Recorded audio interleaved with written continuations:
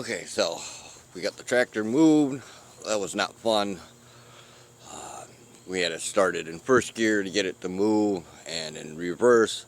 So at least we got it from this spot. We got the York rake or the drag plow off of it as well. We've got that tucked over here in the corner.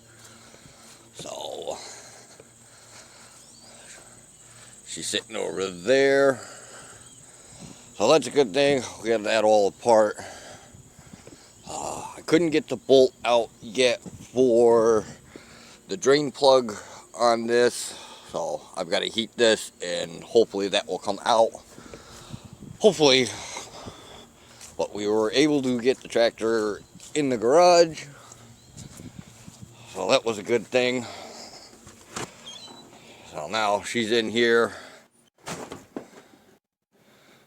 We got the fuel tank off. We got the sheet metal off for the front hood.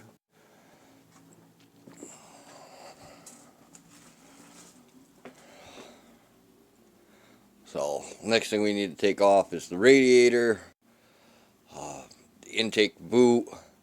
We got to take the starter off. We got to unbolt the power steering rams, the steering linkage, the control arms on both sides.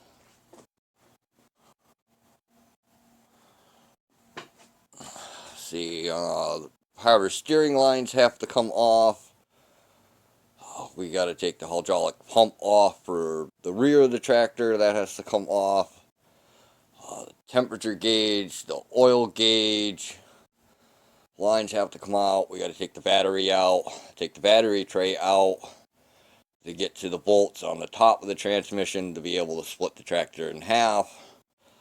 So I'll be unbolting the steering linkage from up front and then pulling the caps from the back, unbolting power steering lines what run into the hydraulic cylinder here. Hopefully I can find a rebuild kit for the power steering pump. Hopefully, I don't know yet. We got to disconnect our coil.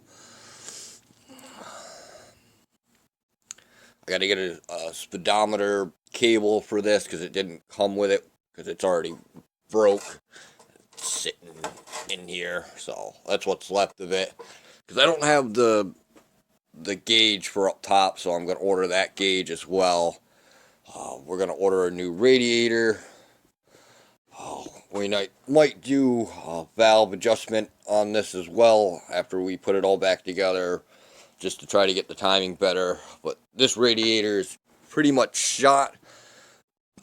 She's all beat up on either side, and then at the bottom down here she's all destroyed.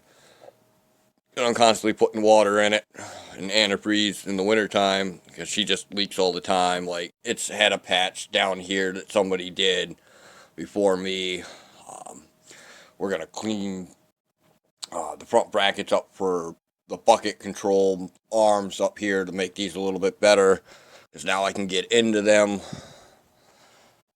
So we are getting there a little bit at a time, and we'll do an oil change and all that other stuff after we put it all back together. Go through all the fluids, check the gear case, check the hydraulic fluid for the 3-point hitch, and then change the pumpkin fluid out again.